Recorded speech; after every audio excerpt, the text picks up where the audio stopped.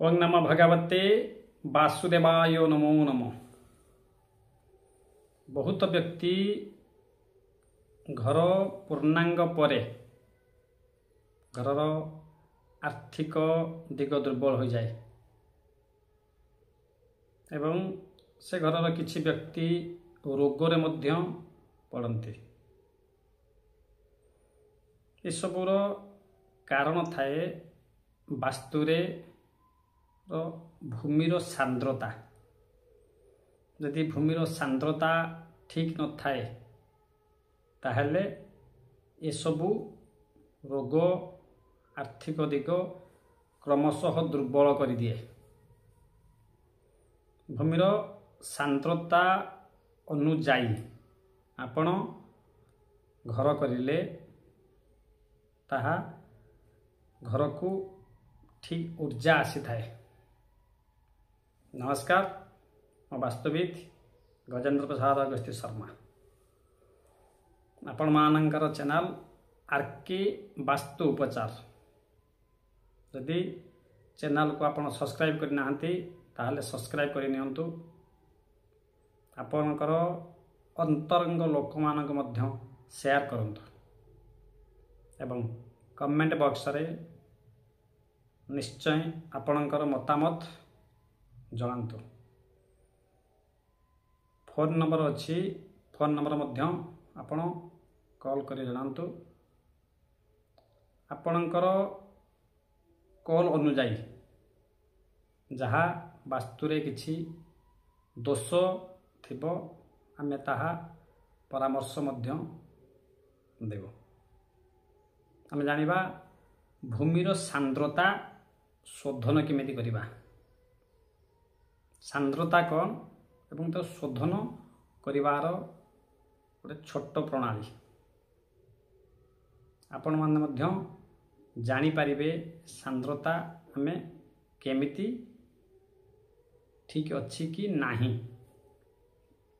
प्रथमे घर करिवा पूर्वरु से जगार जे घरर मुख्य बा जहा हातरे घर हेबो से व्यक्तिर हाथ माप नियंतु।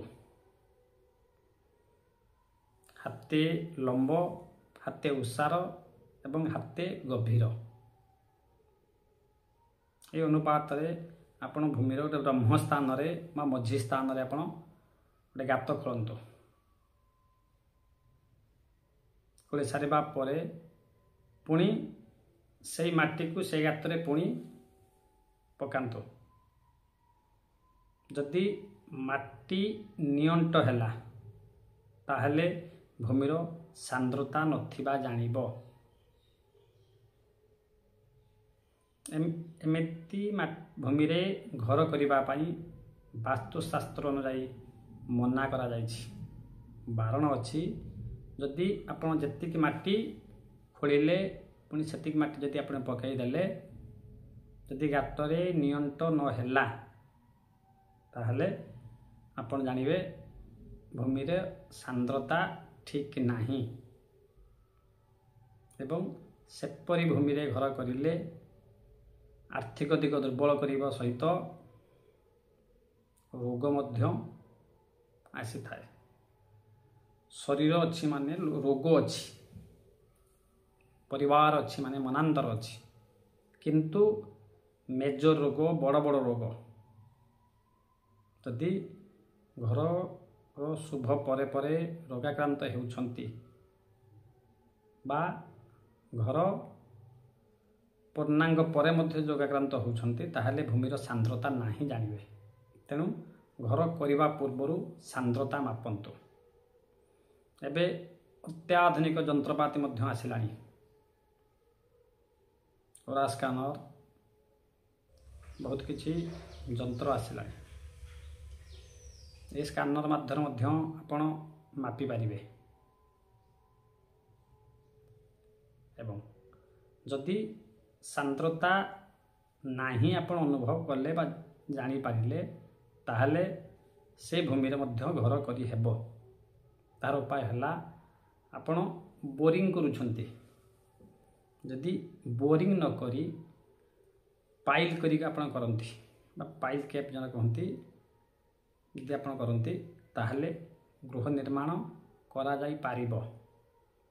କିନ୍ତୁ ଘର ପୂର୍ବରୁ ଆପଣ ସାନ୍ଦ୍ରତା ମାପନ୍ତୁ ଏବଂ ସେ ଭୂମିରେ ଘର କରନ୍ତୁ। ଭୂମି ଧରଣୀ ସେ ହେଉଛି ମା।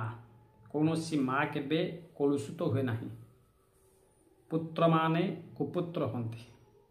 ତେଣୁ ସେ ଧରଣୀ ଗର୍ଭରେ ମଧ୍ୟ ଆମେ ଘର କରିପାରିବା, କିନ୍ତୁ କେତେଟା ପ୍ରତିକାର କରି ଆପଣ କଲେ ତାହା ଭୂମି ଆପଣ ପାଇଁ ଲାଭଦାୟକ ହେବ। ଜୟ ଜଗନ୍ନାଥ।